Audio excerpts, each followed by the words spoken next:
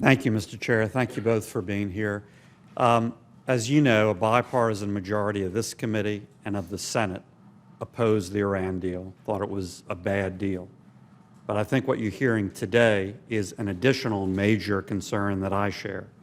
Since the deal, a lot of us are seeing two things: Iran taking horrible, negative, bad actions against us, against our allies. Since then, in many areas, terrorism, human rights, ballistic missiles, on the one hand. On the other hand, we have helped them beyond our obligations under the deal.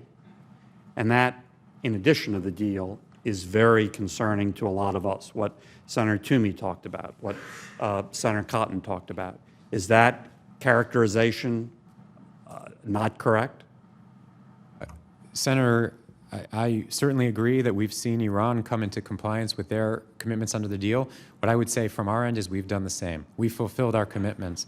I don't see us encouraging foreign companies, foreign banks to do business. That's not something we do in any context, least of all in this one.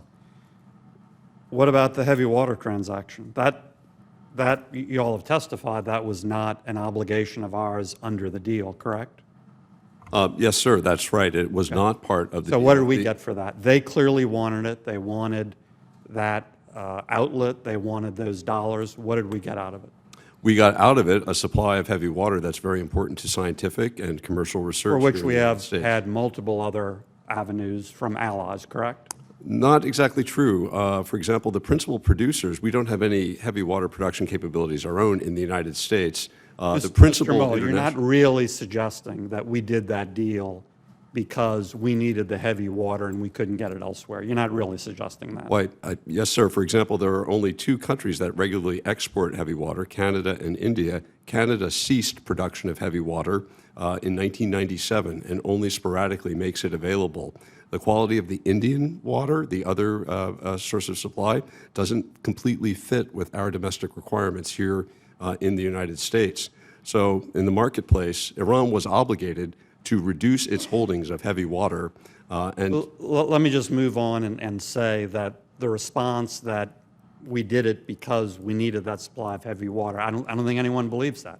It was helpful to Iran. It was helpful as an outlet. It was helpful for their dollars. This notion that Secretary Kerry is meeting with these foreign banks for informational purposes.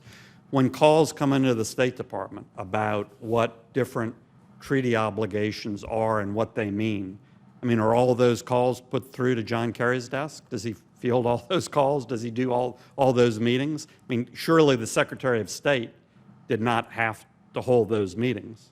No, certainly not, and the Secretary of State is not the only person doing that. However, when foreign ministers of close allies of the United States make personal requests to Secretary Kerry to explain U.S. law, he feels it's part of being a good ally to be responsive to those requests. Well, I think it's clear that the tone and tenor of those meetings was to explain clearly exactly how those foreign institutions could deal with Iran. Similar situation with state sanctions. A lot of states have sanctions against Iran. Those can continue if they're based and premised on terrorist and other activities, non-nuclear related. Is that correct? Yes, sir. Just the same is true at the federal level as well. Correct. Mm-hmm. And yet the federal government has sat on a letter to states, and the way I read it is lobbying states to lift those sanctions. Senator, I in fact signed that letter because the United States government committed to all of its partners in this deal that we would explain the impact of the Iran nuclear deal to all of our state and relevant local authorities. So the purpose of that letter was to explain what the deal was about, what the deal had accomplished, and offering this information to those authorities that made sanctions decisions on the basis of nuclear concerns about Iran to offer this information for their consideration in deciding whether or not to go forward. Let me ask this, or is our government or you or any person in our government going to do anything beyond the letter in terms of acting against state sanctions?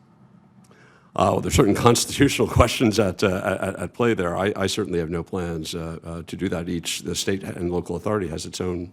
So the administration has no plans to go beyond that letter? I'm not aware of any at this time, no. Another example is further restrictions we passed on visa waivers related to terrorist concerns. Iran balked at that, and Secretary Kerry's immediate response was to write them and explain that he'll make sure they get the waivers they need and want under other categories. Was that an obligation under the deal? No, certainly not. And there were questions about the impact of that legislation. Again, when we get questions from foreign partners, we try to answer the mail. Well, again, my time is up. Just to summarize, the picture a lot of us see, a majority of us see, since the deal that we disagreed with, was Iran taking negative actions, horrible actions in some cases against us and our allies, particularly in the categories of terrorism, human rights, ballistic missiles, and us bending over backwards in a positive way toward them beyond the obligations even of the deal we disagree with. Thank you.